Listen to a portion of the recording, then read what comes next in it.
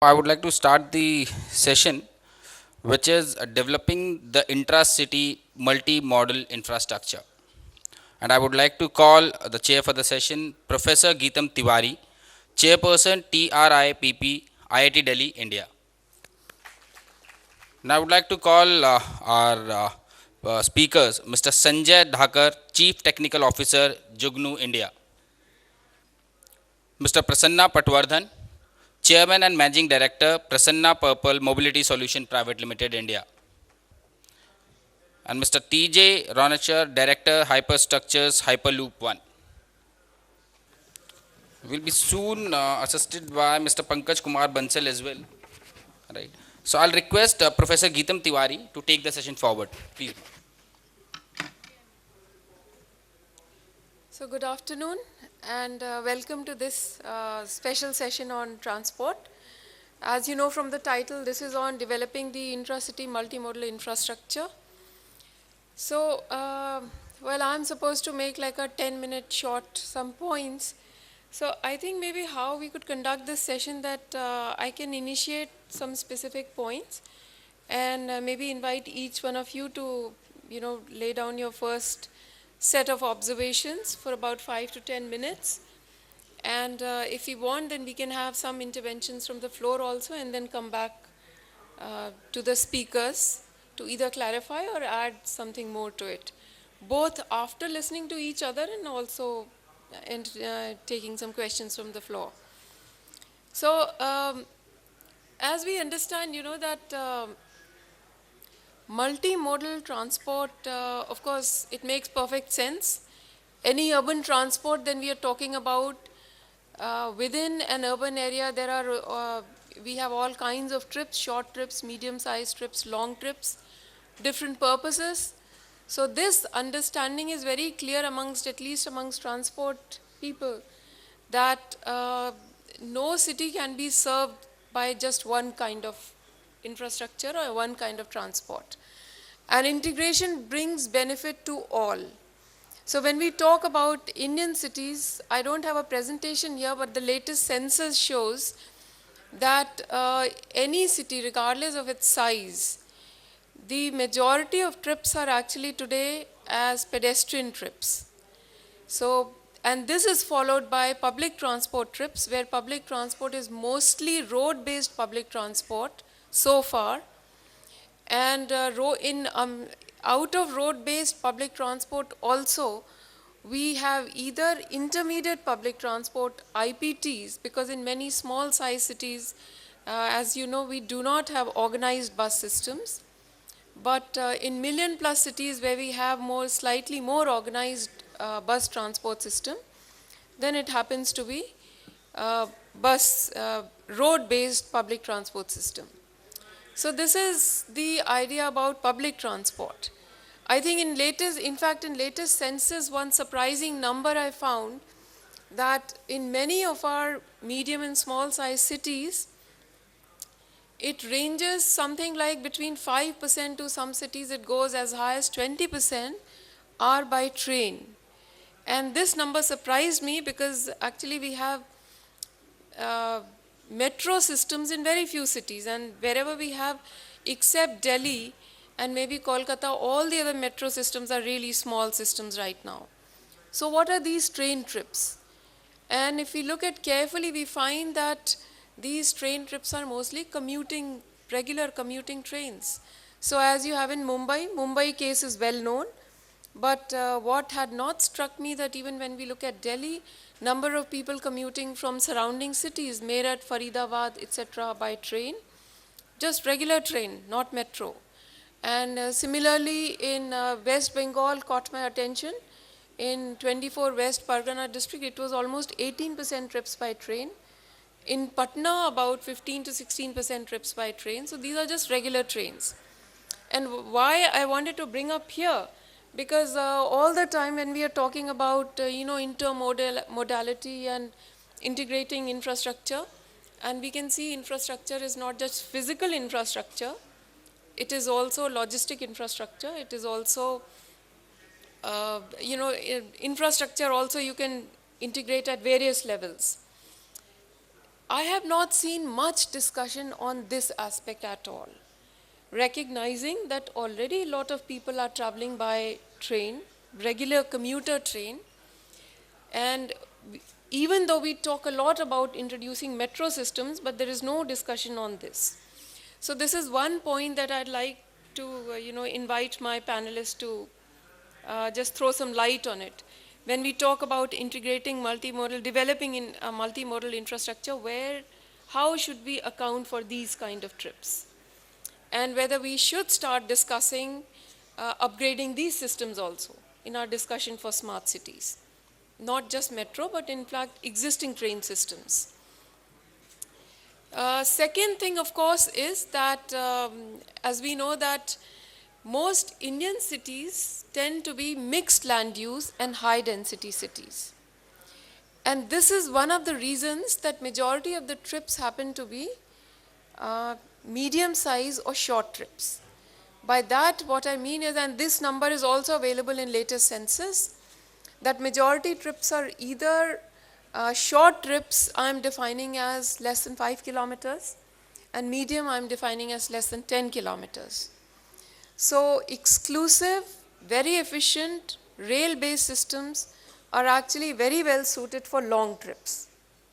Metros, if you see the average trip lengths in Delhi metro also, it's something like 16, 17 kilometers. So this is where the integration part becomes very important.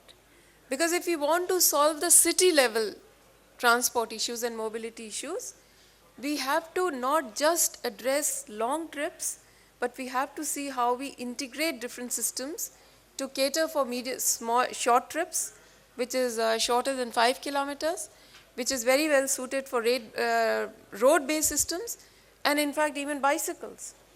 And shorter than 10 kilometers, ideally suited for efficient bus systems. And then of course you have about less than 10% trips, long trips. So of course we have to cater for that also.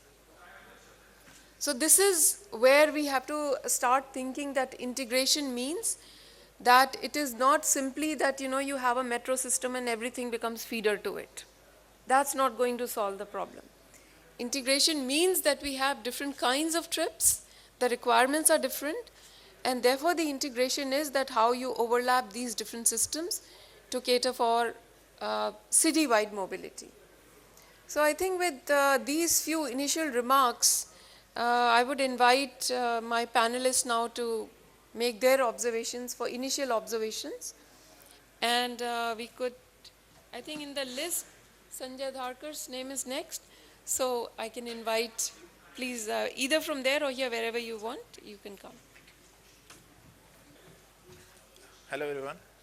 So as Professor Geetam Tiwari mentioned, that the first problem that we're trying to address is that a lot of commute is already happening through train-based systems, and how do we cater to that?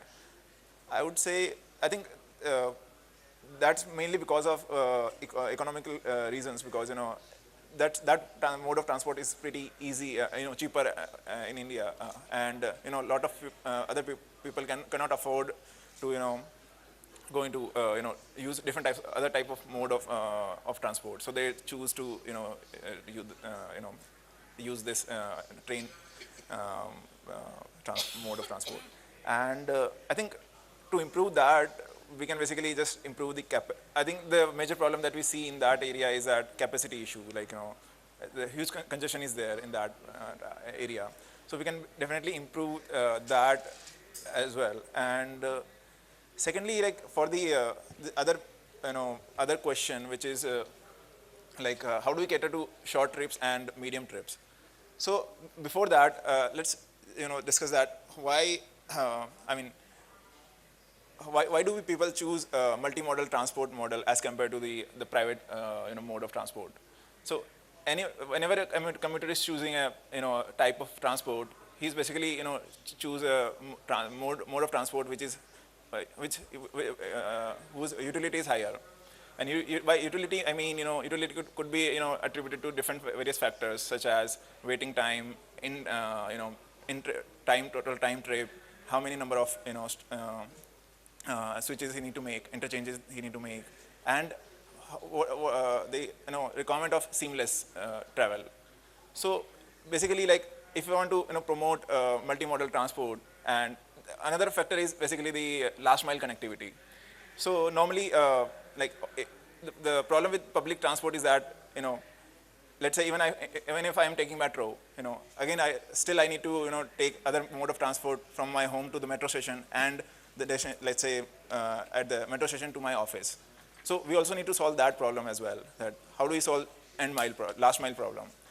For that, it could be through autos, through a cab, because that distance will be very small. So those trips will be very small trips, less than let's say 2-3 kilometers trips. So maybe like one of the option is that one of the experiments that we did in Jugnoo is that we partnered with Jaipur Metro in Jaipur, and so they provided us space at at all the 9 metro stations in Jaipur, and where commuters can easily so the auto rickshaws would be available every time, like 3-4. They also provided us space at every metro station, so that you can commute to and fro to metro station. Plus, we provided some discounted rates for trips to metro stations. That way, customers can use metro, like for long distance he can use metro, but for end-to-end mile connectivity he can use like auto rickshaws for that. So that was the one of the initiative that like we partnered with Jaipur Metro, and 40% of our auto rickshaws trips start happening through from to and from metro stations. So that was one of the thing, and yeah, and that's one of the part. And let's say if you talk about short trips and medium trips, so for short trips, I think the solution would be like, I don't think like we would be able to. So less than 5 kilometers, I don't think like we have any public transport solution as of now, right now, because even if we take buses, it's basically suitable for medium trips. For short trips, we don't have any sort of public solution, like public transport solution. So either users can use bicycles. These days, bike taxis also started, working in Gurgaon. Bike taxis there, Baxi launched recently, and or user can take auto rickshaw for that. Probably like the problem with that is like it's not really legal, or it's not regularized in all the cities. So it's just Baxis, I think bike taxis only in few cities right now. It's not government is not approving that in all the cities. I think in Bangalore they banned the bike taxi earlier. So that was, I think, would be a challenging aspect in that. Apart from that, for bus transport, again, we need buses are fine for small medium trips, but again issue would be the last mile connectivity. How do we solve that issue?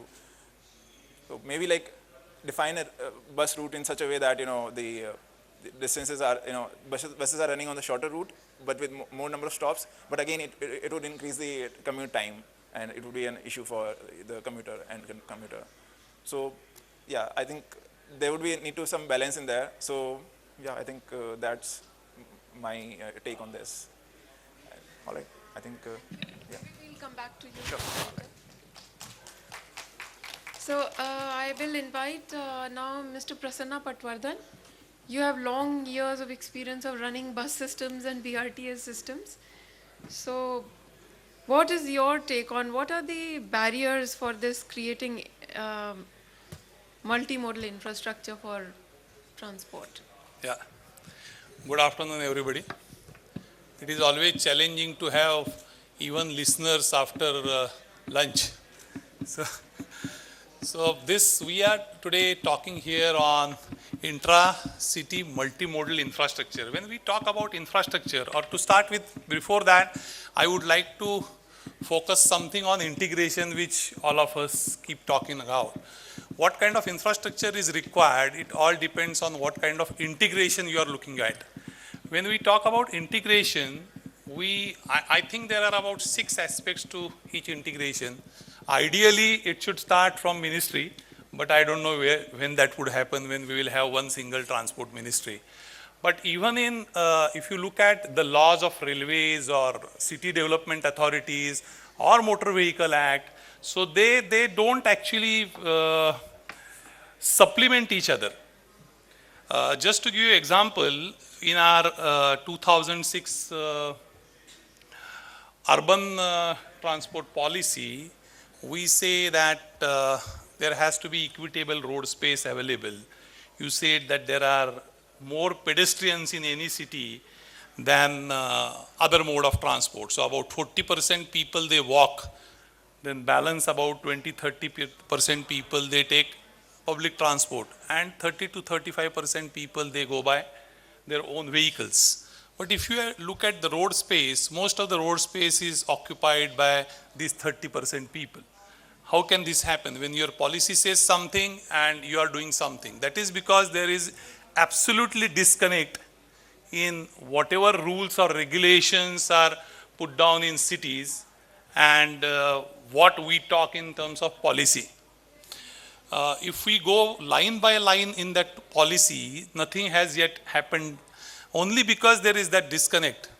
Second example is when we talk about infrastructure, if you go to any big establishment, whether it is mall, educational institute or government offices, you will not find bus terminals, you will not find even bus bay or rickshaw stand or taxi stand inside their premises. But unless they provide minimum 500 car space or 1000 two-wheeler space for parking, their plan itself will not get sanctioned. So on one side we say we want to develop multimodal public transport infrastructure, but on the other side we are actually developing an infrastructure which is more conducive for growth of private vehicles. So that is a major disconnect. Third thing, when we talk about actually infrastructure, I see infrastructure in two ways. One is physical infrastructure, which is bus terminals, bus stops, pick-up drop points. And second is IT infrastructure, which will give people or allow people to have information on one platform, booking on one platform, single ticket communication on one platform. They will be able to plan their trips looking at one platform. So that is also infrastructure which will require for to, in real terms, if we talk about multimodal integration, this would not happen without having these two things. One is IT infrastructure and second is this physical infrastructure. We are operating metro feeder services in Delhi. Our metro feeder services, those buses are owned by metro. We are unable to go near metro railway station because it is completely covered by cycle rickshaws, autos, own vehicles, whatnot, except buses. So unless you design from the beginning that what I want to actually provide, what kind of service I would like to provide. Railway, we are operating city buses in Indore. In Indore, we are after Indian Railways, Western Railway, Central Railway, for so long that just give us one bus bay inside railway station. We are not getting one single bus bay inside railway station. And there is quite a large space outside railway station, but first lane is given to VIP cars and private cars. Private cars are like VIP cars, so you can go anywhere in the country throughout. Then second and third lane is given for taxis and autos. And after that there is a parking for cars. And when all that gets over, by that time you are on the main road. And so your buses also cannot stop in front of railway station because there is always congestion. So you stop 500 meters away from the railway station. So if you are coming from outside, you cannot just board a bus. You will have to take either auto or own vehicle or whatever, then only you can reach. So this is the situation of our multimodal integration. So we keep on talking in most of the forums that multimodal integration is required, but as I said, unless it comes in by way of regulation, multimodal infrastructure would not happen. And to come that into regulation, only policy is not enough. Unless we make changes in our laws, in our rules, this will not happen. So my first take on this is we must do something to bring in changes in legislation to ensure that multimodal integration happens. Secondly, when we talk about multimodal integrations, there are multiple operators. Most of them, they are private. Some of them, like railways or state transport undertakings, they are government. So they do not have uniform IT infrastructure as well. So getting information on single platform also is not possible today. So that also needs to be well thought of. How can you integrate their information systems? Booking systems, probably it might take quite long, but at least information systems will be able to do it. And there are some private companies in IT, they are coming forward and trying to do something like this, but that is a standalone kind of thing. You don't get that live feed. On the basis of live feed, you can plan, but without live feed, you cannot plan. It's a dead timetable kind of a thing. So these two things, they go hand in hand. And I think we should focus on both kind of multimodal infrastructures. One is physical, and second is IT. And last is when we talk about developing some public transport systems, we normally talk in silos. Suddenly, previous government was more gung-ho on city buses. Today, government is more gung-ho on metros. So instead of that, if it is a combined plan wherein you only focus on how do you carry more number of people by whatever modes. So suppose if on some route there is more traffic, you can have metro. On some route there is less traffic, you can have BRTS, then LRT, or then normal bus systems. So this planning is also lacking.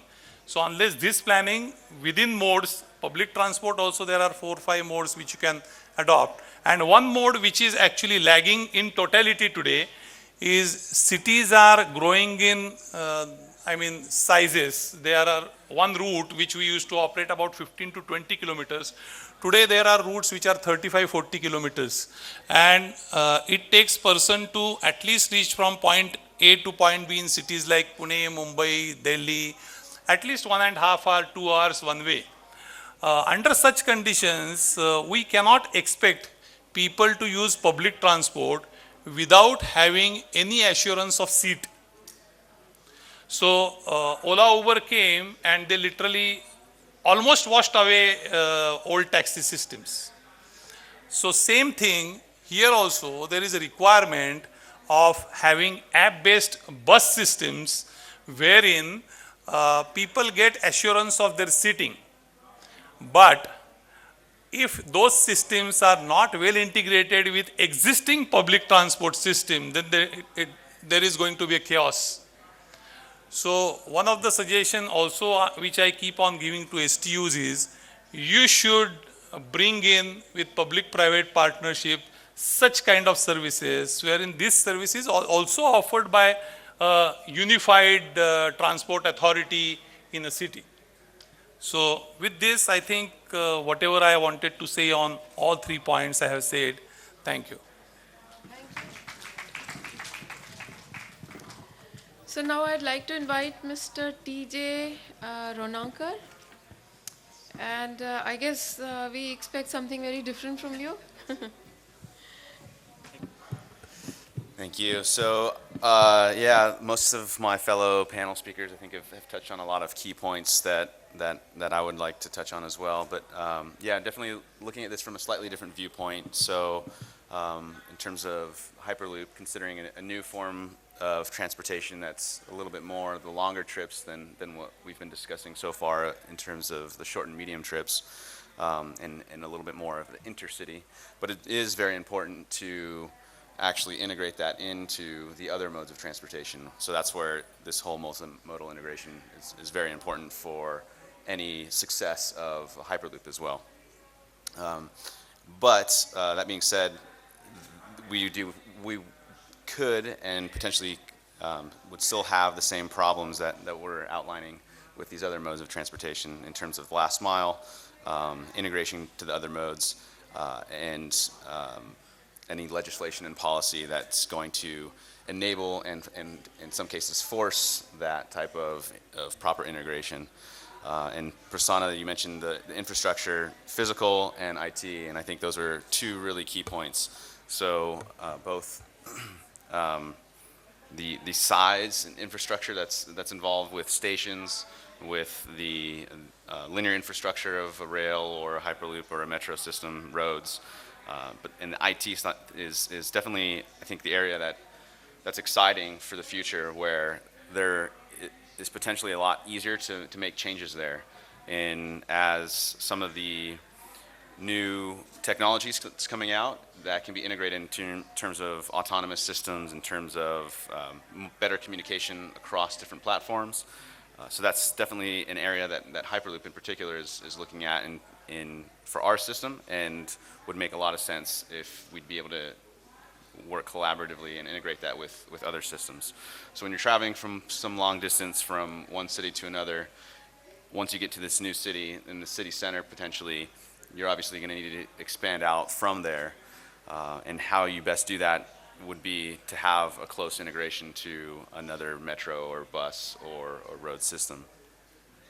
And I think most people can relate to the experience of multiple transfers and waiting time between these transfers as being some of the most painful points of transportation and when you're switching modes. So the better that we can create that user experience for people, then the better that, you know, the whole transportation problem will be able to resolve that better. So yeah, I think that's all I have to say on that so far. Maybe Yeah, thank you. you could give us some examples of how actual examples of how Hyperloops are being integrated with existing systems. Yeah, so, okay, so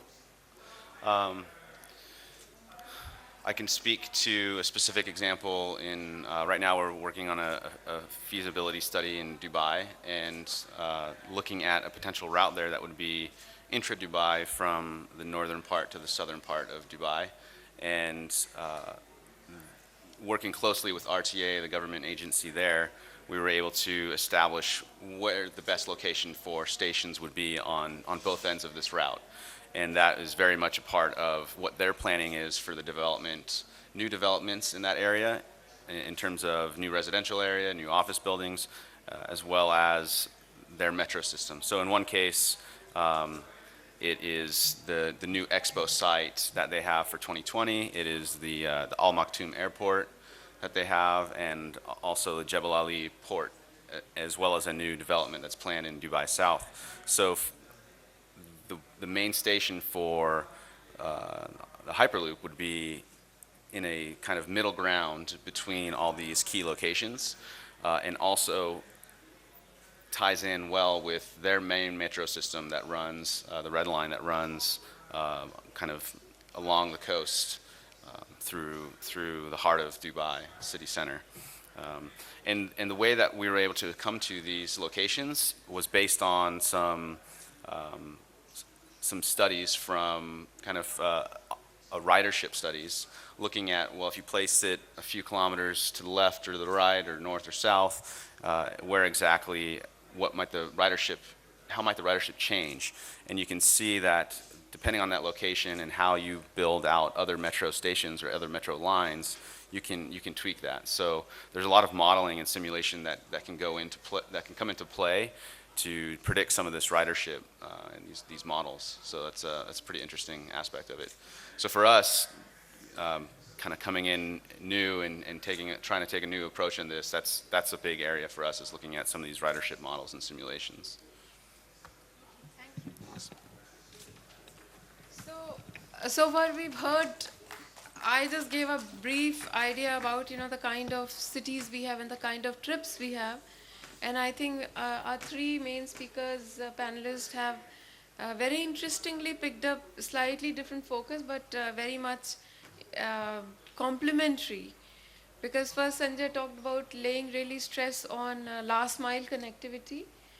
And Mr. Prasanna picked up, I think the two main issues, we need integration at physical infrastructure level and also at information level. And if you look at last mile connectivity, I think more and more of it is dependent on good integration of physical infrastructure. And then we have this talk about hypermobility. So there really very good integration is required at information level. Of course, physical is still required, but information becomes even more important. So with all three complementary, some very important issues have been raised. And maybe we can have some questions and then we can take another round of so I would like to invite, your observations or questions from the floor, either independent observations on this theme, or if you have specific questions to any of the panelists.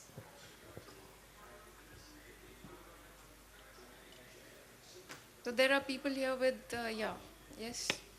Hi, I'm Sachi and I'm representing Dholera city, which is a greenfield city. So my question is to Mr. Prasanna, that what you have been working on is major on the brownfield cities where you have the existing traffic. But when we are planning a greenfield city, so what type of, we have those opportunities that the problems we had faced in the brownfield cities we can overcome here. So what type of suggestions would you give when we are developing a multimodal transport station or maybe a whole multimodal infrastructure stations? So I would like to know more about that. See, Let's take few questions. Just keep noting down so we can get more people involved. So I would, if there are more questions, I suggest that if we can take at least three questions together, and then I will request panelists to respond to it.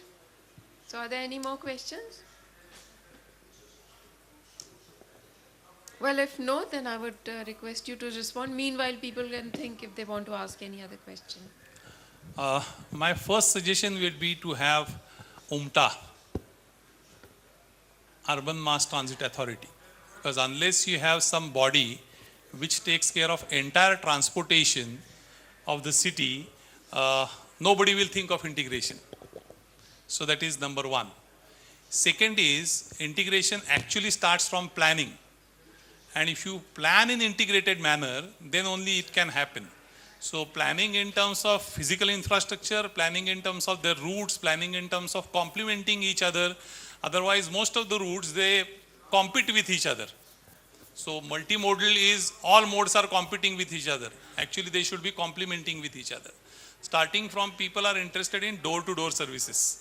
So if last mile connectivity, then whatever mode is suitable for the distance which he wants to travel, or from the road which he wants to travel, if he gets that solution in holistic manner, then only people will get attracted to public transport. So unless you have this body which takes care of entire city thing, it would not happen. And it is much easier in greenfield city than in brownfield city, because you already have some age-old operators operating in brownfield city. Replacing them is not possible. Controlling them is almost impossible. So greenfield cities are always good to plan.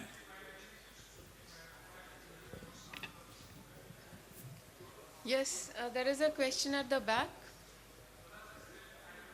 Okay, after this, at the back. Yeah, hello, my question, myself Rishi. My question is to Mr. Ronacher about Hyperloop. So my question is Hyperloop, is it a kind of a mass transportation system? And what is the cost per kilometer for Hyperloop?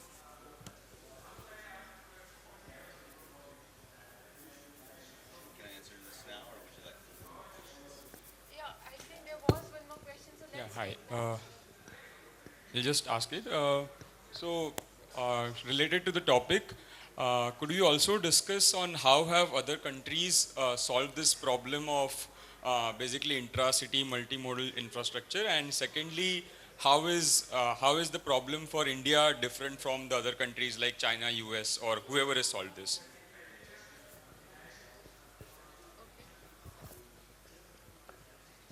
Hello, this is Amit from Varanasi.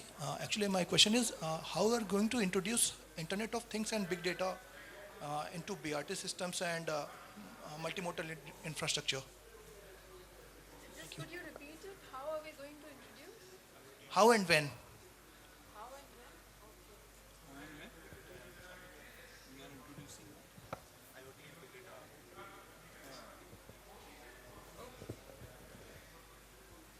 Okay, yeah, maybe now we can.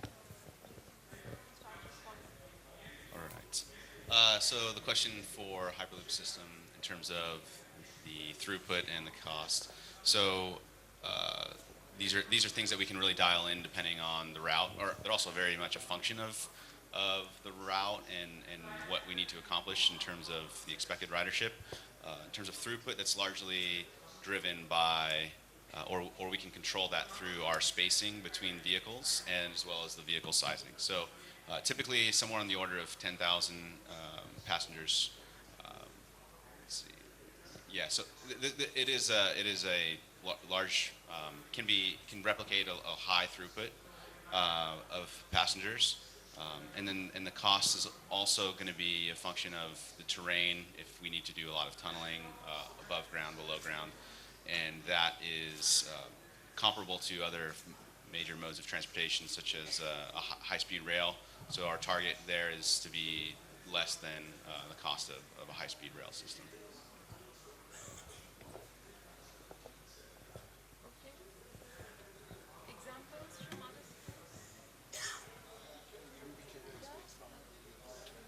Very recently, I was at Brussels.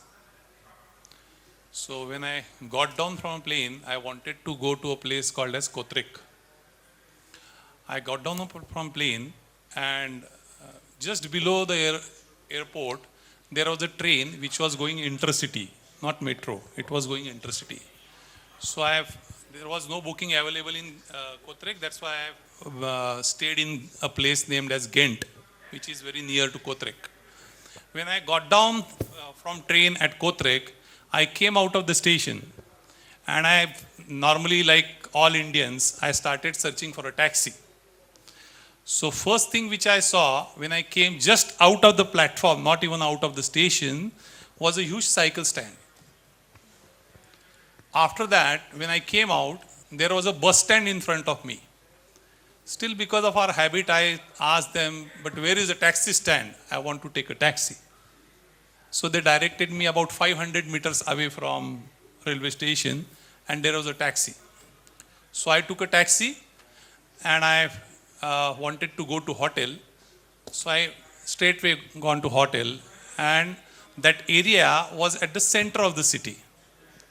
And no vehicle except special number plate vehicles were allowed inside the city center. So public transport, taxis were allowed, but private vehicles were not allowed. So next day, I bought one pass for 8 days at 15 euro.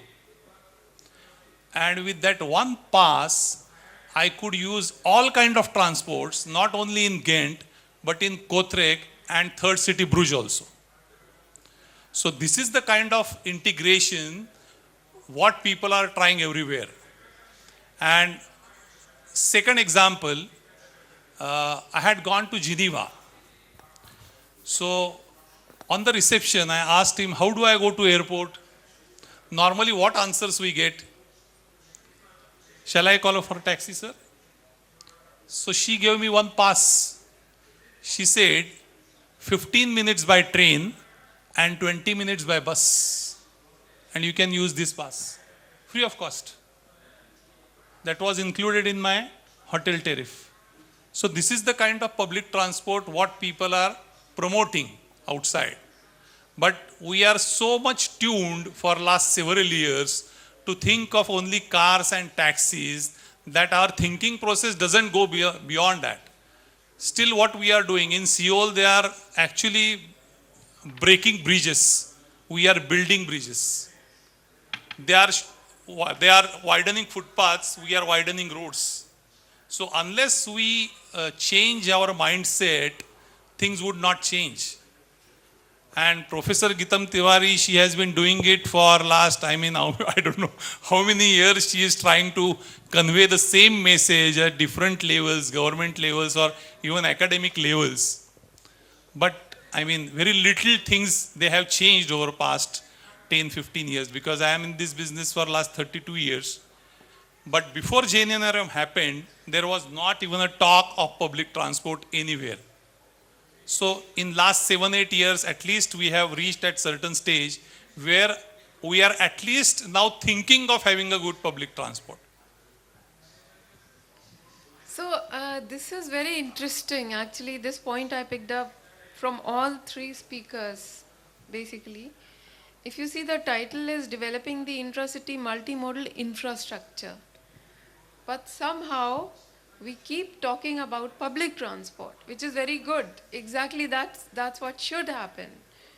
But I think this also brings us to recognize that when we talk about sustainable transport, smart transport, or good transport, we have to focus public transport. And we have to focus, what are the other sustainable modes, which are walking, bicycling, buses, metro, all public transport. But the real barrier is that in many examples that you have given, and you have also given example, this Brussels example, that how actually the integration of public transport and encouragement of public transport is done at infrastructure level. The designs and planning is different. At operational level, the same pass works everywhere. So this now, I guess in our context, now we have to start recognizing and thinking, how do we do this? And there are two aspects to it. One, that in some senses, it's not that we have to ask people to use public transport here. You look at any city number in India, more people use public transport than cars, definitely. I think the issue is, and all the time we come across the argument that, but it's the aspiration. People want to use car because with rising incomes, this is the aspiration. But you look at any sustainability indicators, it goes against it.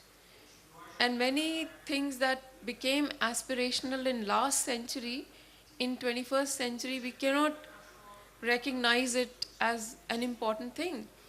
Because if we start meeting the aspiration of owning car by everybody and traveling car, then we know that we cannot meet any of the 21st century challenges.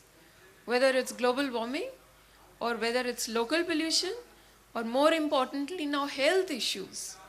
Just lack of physical activity is creating a lot of health issues in all population which have increasing private car ownership and use of private cars.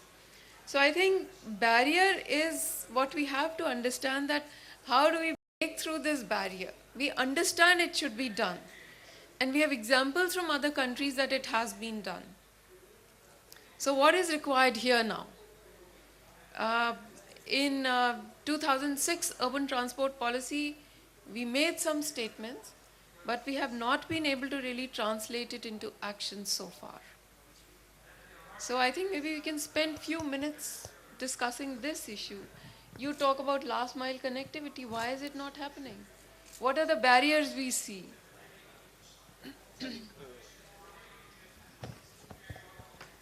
I think one of the thing is basically people take their private vehicles just because it's more convenient right now as compared to public transport. So one of the things we need to do is like make the public transport more convenient to them. Like, I mean, everybody would be really happy to take public transport if it's more convenient than owning your car. In Delhi, I think that's already happening for long routes. So driving through traffic for 1 hour is like really cumbersome or really inconvenient as compared to just driving to the nearest metro station, park your car there, and just go from take the metro from there. So if we somehow make the it more convenient, I mean the problem with that again is that in metro there's so much congestion is there right now. People not feel safe. I mean metro it's still safer, but in other So I'm going to pose a question to him and as well as to the audience here. So you say we have to make public transport more convenient, right? And you have given example that in many countries it has been made more convenient. But what happens to the car then? In the case of Europe, of course in many cities you find that it's very impossible to find parking. And it's inconvenient to travel in cars. Whereas the roads are reserved for public transport vehicles, and as a car owner you would feel inconvenienced. So my question is, are we willing to do that in India? You all know the example of Delhi VRT. So we want to make in India, at least that is what I keep reading in policy documents, a good public transport system we want to call, which does not have negative impact on cars. A good transport purely should be, good public transport should be, which benefits the public transport user. And in fact, if we want many car users to choose public transport by choice, then there will be trade-off between, how you use public transport and private transport. So you reserve space for buses. Every road is at least 3.5 meter wide, if not 10 meters. There is enough space. We have space for pedestrian paths. We have space for buses. But every time the argument given to us is, but what happens to cars? Because then the lanes are congested as far as car lanes are congested. So are we willing to accept inconvenience and congestions caused to cars just because we are improving public transport? This is a question to you, all of you. What would you say? Yes.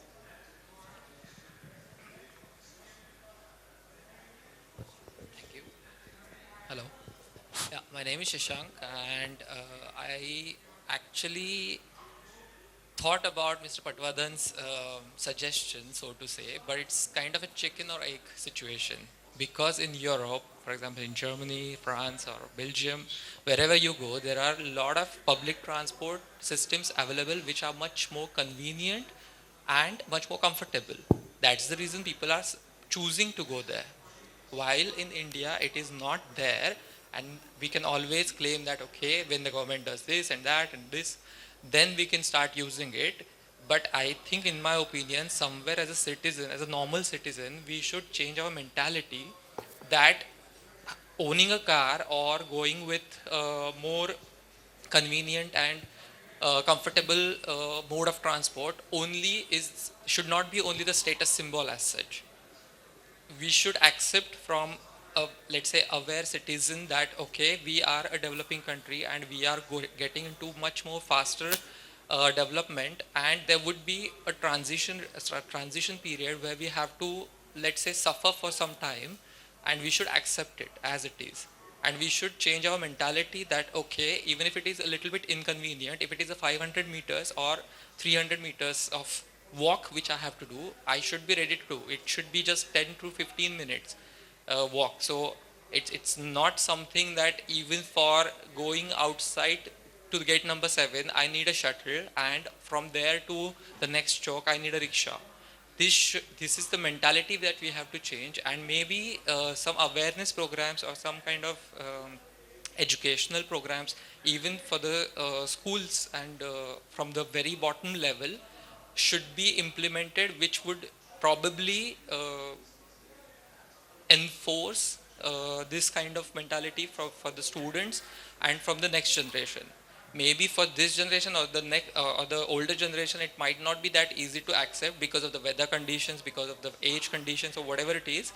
But at least we can start up with the younger generation. That's my opinion. Of course, I would invite more interventions, but maybe I should give you this fact that, in fact, in India, more people use public transport than many European countries. The number of people using public transport in India is higher than those countries, despite poor infrastructure. So they are actually tolerating many of the inconveniences. So we'll come back to you. Let's take this other question first. Yeah, ma'am. I am quite agree with Mr. Prasanna Harshvardhan, that mentality of bridging and breaking bridge of mentality of Indians. But I want to pen down something that's related to, I think 1 year back in Delhi, during odd and even session, that campaign was conducted by Delhi government. Whether we have pulled out the commuters from car to that public transport? No, because the data says no revenue was increased, no commuters were increased in public transport. Means we or government policy could not pull out the commuters from car or could not make understand to leave their car and to use the public transport. Why? Because once I am leaving home, only two things will come in my mind, whether what time I will take, whether I should use my car or I should use public transport. That day people will change from car to public transport once the two things, as Mr. Prasanna Patwardhan told, that two coupons are given. That train is taking 20 minutes or bus is taking 25 minutes. When the day will come, when people will think or government is able to convince that if you are using public transport, you will take 20 minutes. And if you are using car, you will take 30 minutes. Because there is no dedicated bus lane in Delhi. Government is doing so much efforts in gross cost model. They are inducting 3,000 premium buses in next 2 to 3 years. But what they did about dedicated bus lane, that file was moved to LG and returned back. Nobody is paying attention regarding the dedicated bus lane. That's why people think, okay, we should use our car and we should not use public transport. Thank you. Thank you. In fact, you know that government in fact dismantled the exclusive bus lane in Delhi. Okay, we can have the other question here. You had a question here, right here.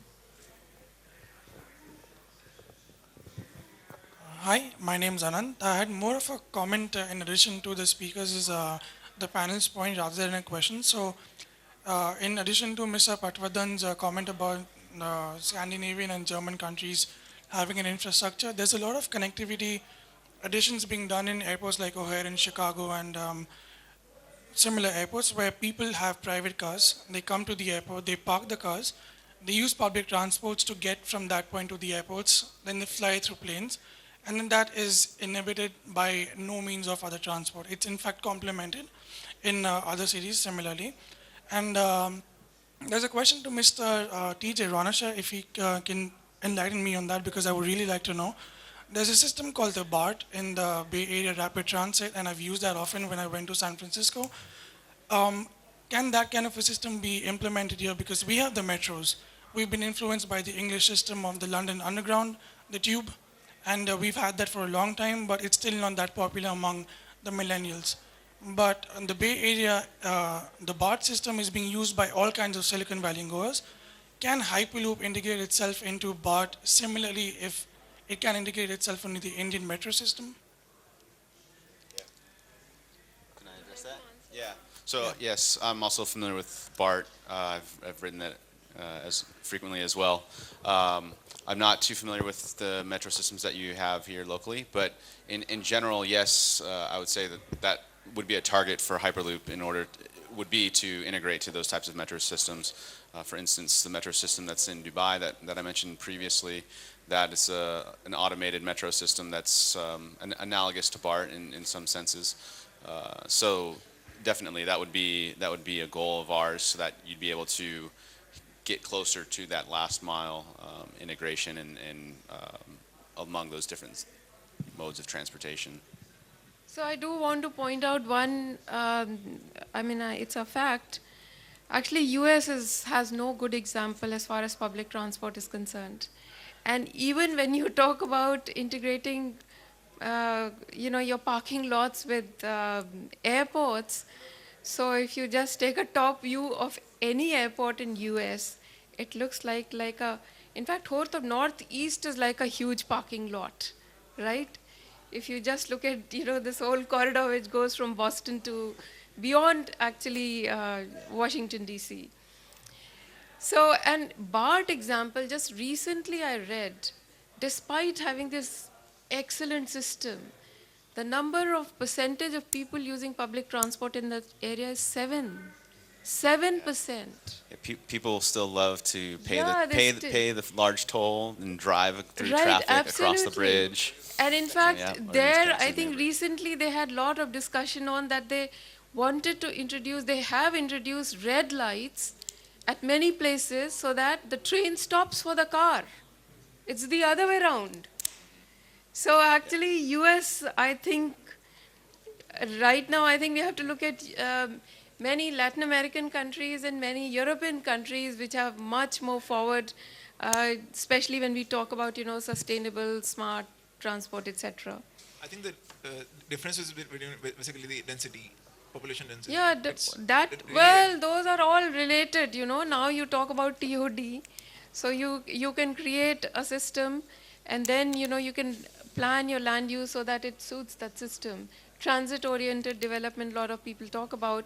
Of course, if you look at Indian cities, I would say that we have POD and BOD, which is pedestrian-oriented development, and we do have a lot of bicycle-oriented development. That's the kind of densities we already have, and we already have mixed land use patterns. Madam, at many locations, we are giving DOT. So we provide development-oriented transit. So wherever there is a development, then we are forced to provide transport. Whether it is profitable or not profitable is not taken into consideration. But one point here I would like to say that we should start from actually building good footpaths. I believe that public transport will never be more convenient if you do not have footpaths. If you do not have place to walk up to footpath, nobody is going to walk on the road. But we are so now used to walking on street. I have seen many people having good footpath also, they walk on the street. Because there is no guarantee that that footpath is good and you will not get hurt. So unless we have good footpaths, even public transport is not going to become popular. So first step is to have good footpath is my firm belief, and it can start from there. So we have last about 5-10 minutes left. So before I, bring out some key points, maybe I would invite to give your last concluding remarks. All right. Yeah, I just have a comment in terms of trying to make that shift to get people to use more public transportation. I think generally people tend to act based on economics and on the travel time and on the convenience and comfort. So unless you can make that that shift over to the public transportation, then people are still going to rely on that. Even if there's an education, which I think can be effective over a longer period of trying to shift people's mentalities, that's a harder path to go down, I believe, than just giving someone an easier solution. Then they'll go to whatever is better for them. Also, an observation that I see with a lot of things going towards autonomous vehicles, this could be, again, going back to some of the IoT and big data and Uber use and things of that nature, that could actually go away from car ownership. Now, it could still mean there are a lot of vehicles on the road, but if this is something where it's an autonomous vehicle that comes to pick you up, it could be a smaller vehicle that takes up a smaller footprint on the road, and then takes you to either a metro or a Hyperloop station or a train station or something of that sort. And that's actually a kind of a longer term vision that we have for a Hyperloop concept, is an integrated pod that can feed into a transporter inside our system.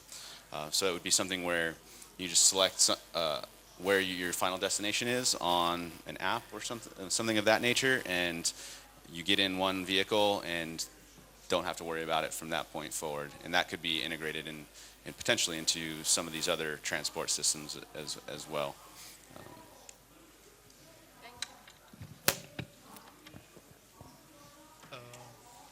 First of all, just to answer I think we left the one question, big data question unanswered. So to answer that question, I think big data can be used, in multiple ways. One of the way, as Thomas has already suggested, as that they're using big data, and basically they are, doing simulations based on previous, data that, where should they put their station at, and that's a perfect use case of big data. And other use case of big data could be that, what should be the timings of, buses or let's say metros. That could be, depending on like how can we reduce the waiting time between the interchange transport interchange. And if you can reduce the waiting time, then basically we are increasing convenience to the users for public transport. And that could be done through, definitely done through big data. Like, what should be the timings of buses? What should be the, availability and all that? And basically, we should be able to predict. And using big data, we can predict, what would be the demand at which time, because during the day demand would be different at different time places. So we can easily, use big data for predicting demands and supplies accordingly, and match them, and that could help making it more convenient. As to how, I mean, when this would be implemented, I mean, that's a question from the policies perspective. But anyway, a lot of companies are already doing that. I mean, private companies are already doing that. So even we at Jugnoo are doing that. So we take a look at the even Uber, Ola, everybody is doing that. Jugnoo. So what we do is like we predict the demand at particular event. Let's say in Pragati Maidan, some events are happening. So we know that they're going to be a high demand at this point. Or in day-to-day life, at the train stations, depending on the train schedules, we can predict that at that particular time there would be a high demand. So we can accordingly station more autos there or cabs there. But same thing could be used for public transport as well, buses as well. That buses timing could be matched with. So again, that point of integration comes in. Like how are we integrating multiple modes of transport? So like the train, buses, and metros, they should be in sync with their timings, so that we can align it more, make it more useful for the user to use it. So when we talk about integration, when it is physical integration, actually we'll have to first understand, that is where this big data will come into play. We can understand origin to destination of people on live, actually dynamic basis, and that is the way you can plan. When actually you plan infrastructure, planning infrastructure is very different than what we plan on daily basis. So that time, if this integration starting from pedestrians till metro or Hyperloop or even airports and railway stations is taken care of, then that problem would get resolved. But it's a bigger process, and in our country, I think it would take some little more time. But before that, what we can do is, we can actually provide information because of this big data or whatever information you generate from multiple systems. So people can plan their journey. They can book their journey. And they can also pay for their journey. If all these things happen, and which is faster to happen because we are very IT savvy country. So probably this would happen faster. Physical infrastructure would take some time, but IT infrastructure probably would happen faster. But to reinforce my point, I think first infrastructure which we as a country need to take care of is footpaths. So unless we build our excellent footpaths, people will not inculcate habit of walking. Even to go 500 meters, we have a habit of taking scooter and going for a shopping. And that habit has come in because there is insecurity when you walk on footpaths. So build good footpaths, so that is a starting point. And then in any case, bus, trains, metro, it is happening. But I don't see much more things happening on footpath front. Bangalore, probably they have started something.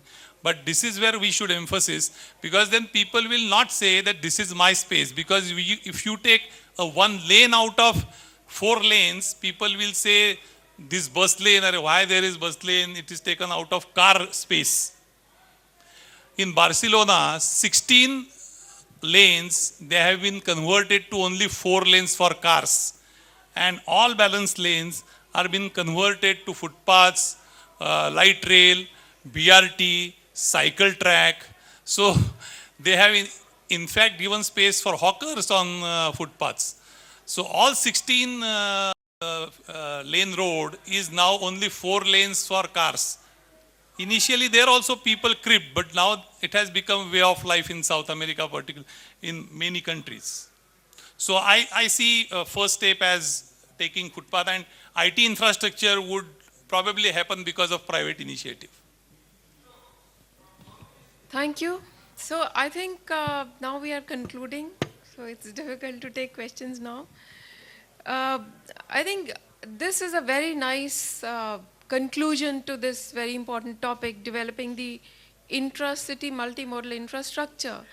And I think there is definitely, I think most people would agree that what Mr. Prasanna Patwardhan said, the starting point of developing a multimodal infrastructure is treating a pedestrian path as absolutely, that is the most important first prerequisite that is required to move towards creating a multimodal infrastructure. Because actually, in fact, if you come to think of it, 100% of the city population is pedestrian sometime or the other. Even a car user has to be pedestrian sometime or the other. But I think this is one of the most neglected infrastructure today and most poorly designed. And what I get baffled sometimes is that, we always manage to find money for metros constructing, which is like 300 crores a kilometer. We also manage to find sometimes money for buses, and sometimes, of course, creating flyover is never a big issue for most cities. We manage to find money for that. But for somehow, just doing this pedestrian path, which is not capital intensive, all it requires is very careful planning. That's about all. So we are not able to do that. So I think we really have to do serious introspection. And this is absolutely an important prerequisite. And if we start with this, I think everything else starts falling in place. So with that, I would like to actually thank the session organizers for inviting me, and also inviting I would like to thank all three of our panelists for making very important comments. And most importantly, also all the audience present here, and for all your very valuable interventions. Thank you.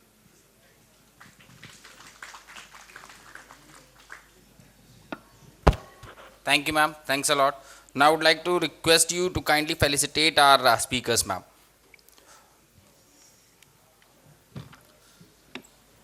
Mr. Sanjay Dhakar.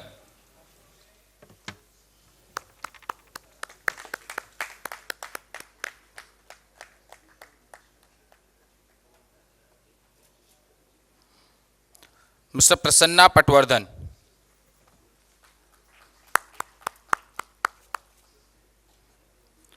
Mr. T.J. Ronacher.